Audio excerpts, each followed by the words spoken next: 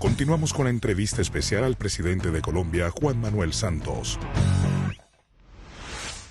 Presidente, ¿qué aprendió en esta campaña electoral? ¿Qué sabe hoy que no sabía antes de esta dura enfrentamiento electoral que acaba de tener? Confirmé algo que dicen los clásicos desde hace mucho tiempo, que la lucha por el poder es lo que saca lo peor de la condición humana. Eso por un lado. Aprendí a que uno se confía demasiado y cuando confronta la realidad muchas veces es diferente.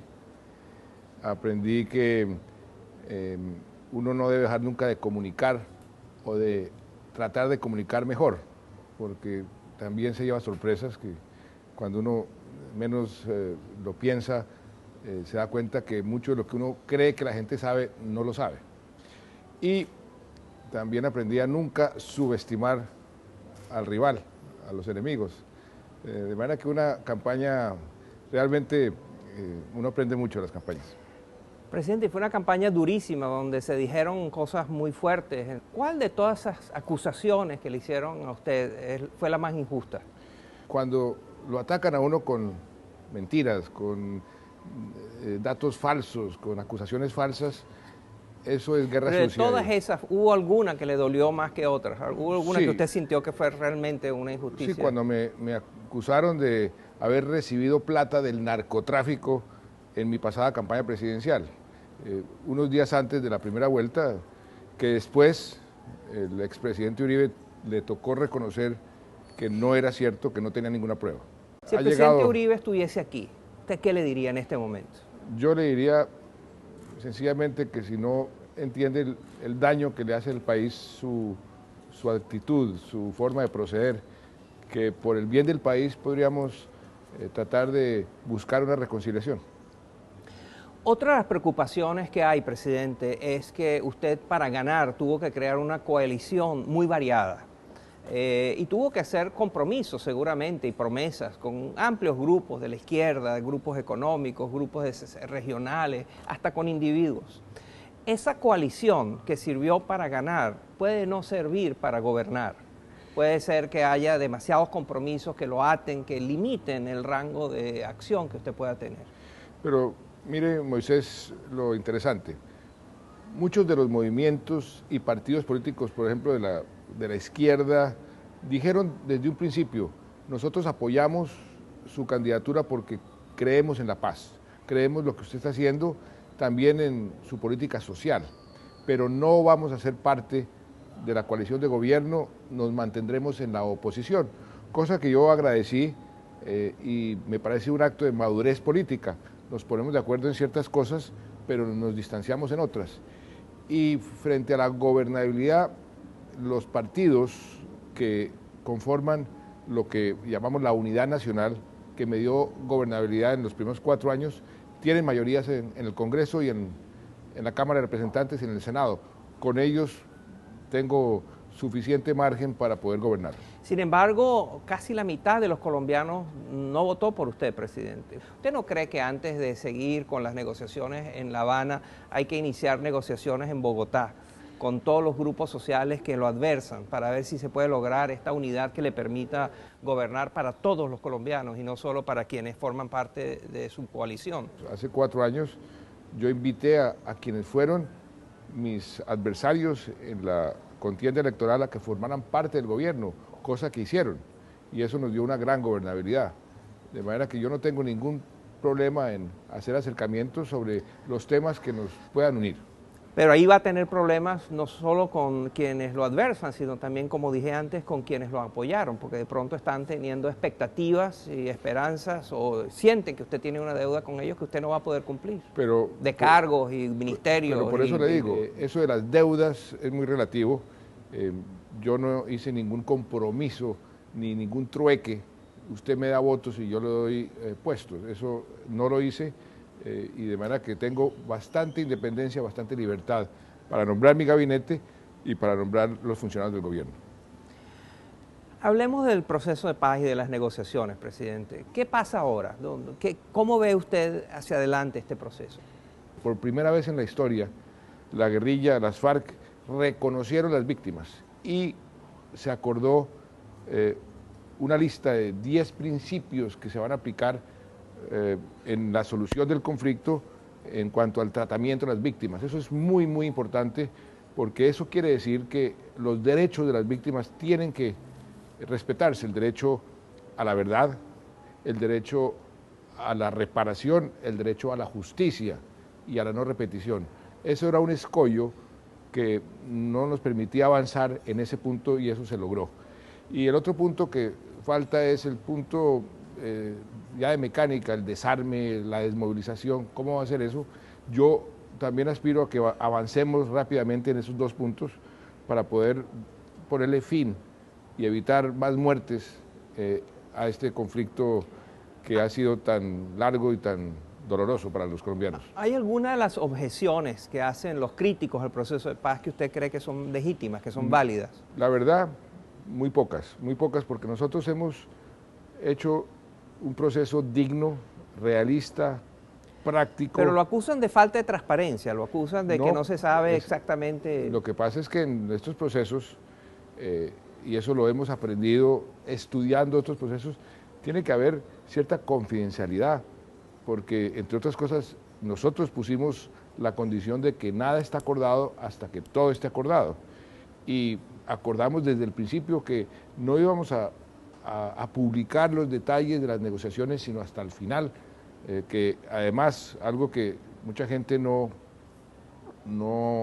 ha entendido es que todo lo que acordemos va a ser sometido al pueblo colombiano para que lo refrende, para que vote a favor o en contra. O sea que yo no voy a negociar nada que el pueblo colombiano a la larga vaya a decir, nosotros no aceptamos eso. Las acusaciones contra el proceso han sido muy exageradas, injustas, la mayoría no ciertas. Es que, hablando de la campaña, se llegó a contratar un hacker, un delincuente hacker, para penetrar las comunicaciones de los negociadores de paz para sabotear el proceso. Hasta allá llegaron. Por eso digo yo que en esta campaña se confirmó de que se saca lo peor de la condición humana. Pero sus críticos dicen que usted se puso en desventaja porque a usted se le ve más las ganas de tener esta negociación que a la FARC. Por supuesto que yo quiero la paz, pero mientras no la obtenga, la ofensiva militar contra las FARC se mantiene y se mantiene con toda la contundencia. Es que no se le olvide, Moisés, que durante mi gobierno le hemos dado a las FARC más duro que en cualquier gobierno en la historia de este país. Y esa ofensiva militar se mantiene. Yo no he puesto en ningún momento la seguridad de los colombianos en riesgo. Las condiciones que yo negocié desde el principio era también no hay cese al fuego hasta que no lleguemos a un acuerdo. O sea que los que tienen afán también, los que quieren un cese al fuego, es la contraparte. Yo he dicho que no porque yo quiero es terminar este acuerdo lo más pronto posible. Presidente, ¿qué deben esperar los colombianos y quizás los latinoamericanos y los observadores internacionales de un segundo gobierno suyo? ¿Qué es lo que va a pasar diferente en estos 4 años que no ocurrió en los primeros 4 años? Pues mire, primero ocurrió muchísimo en materia regional. Que no se le olvide que hace 4 años Colombia estaba a punto de irse a una guerra con Venezuela, con Ecuador, no tenía relaciones diplomáticas, era como la oveja negra de la región. En Estados Unidos teníamos bloqueado el Tratado de Libre Comercio, en Europa lo mismo, nos estaban poniendo visas en todas partes, inclusive en los países centroamericanos, las islas del Caribe, nos tenían en todas las listas negras de derechos humanos. Eso cambió radicalmente, 180 grados en 4 años.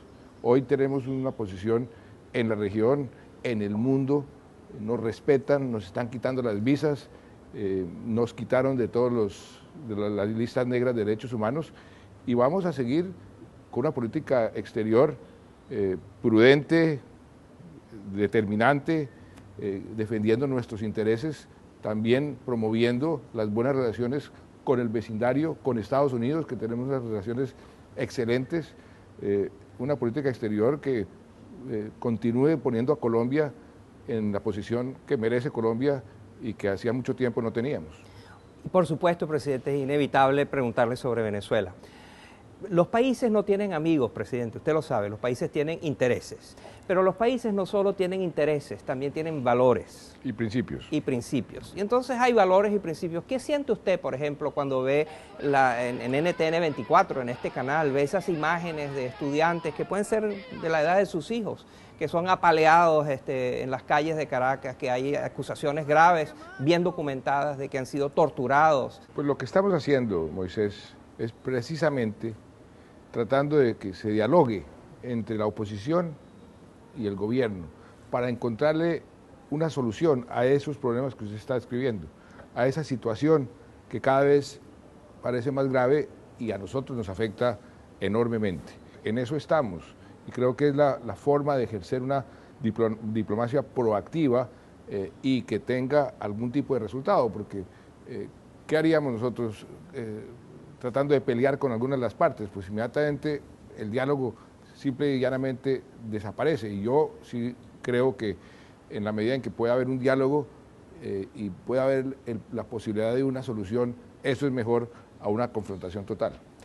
Y hablando más ampliamente de la región, presidente, en la última década, y estando usted de ministro y luego de presidente, la izquierda populista de América Latina fue la protagonista. Definieron muchos de estos gobiernos, los gobiernos del ALBA, los gobiernos de Venezuela, de Ecuador, de Argentina, definieron la agenda de la región, definieron una forma de funcionar y eran los protagonistas.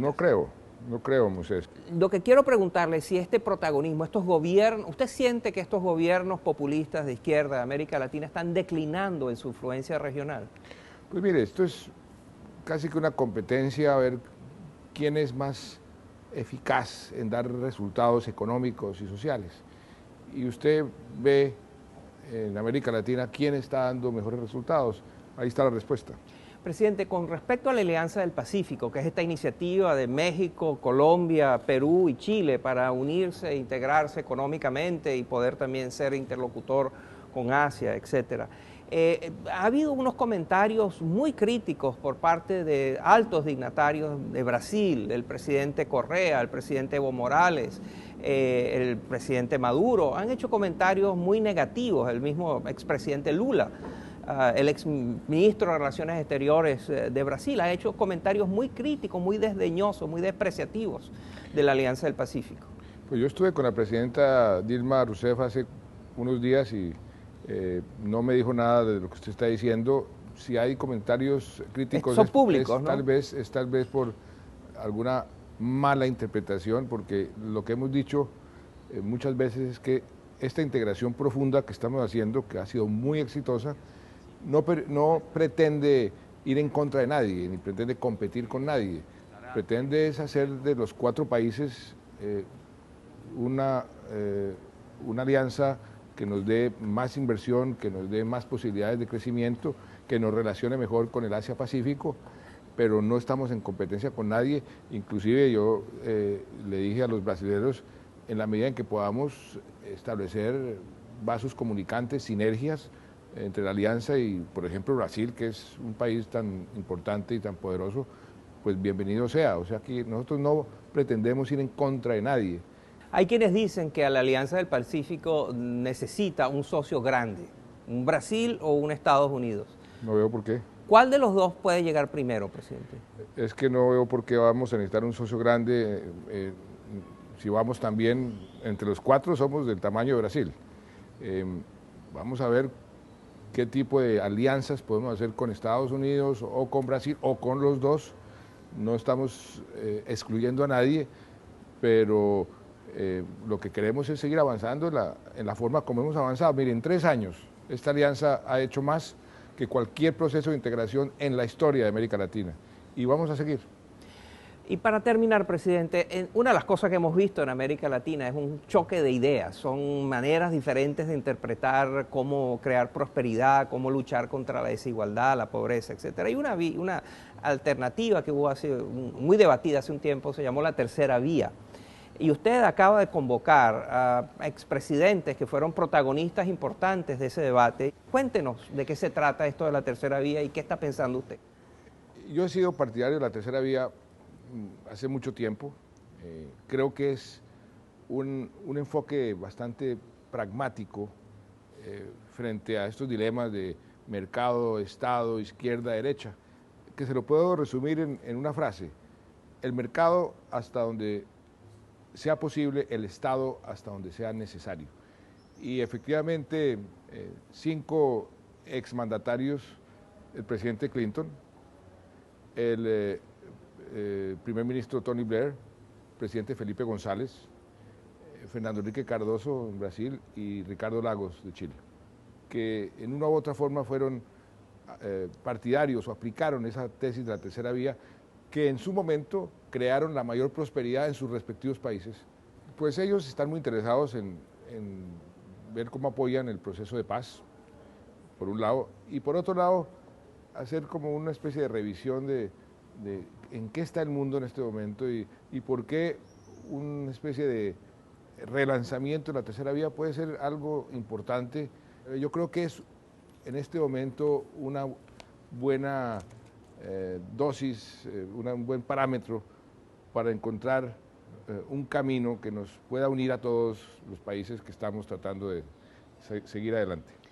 Presidente Santos, es muy importante para los colombianos y para los latinoamericanos que usted tenga mucho éxito. Yo le deseo un gran éxito y muchas gracias por estar con nosotros. No, gracias, María, con mucho gusto. Y esta fue mi conversación con uno de los líderes fundamentales de América Latina. Le deseamos mucha suerte. Y gracias a ustedes por acompañarnos. Nos vemos la semana entrante.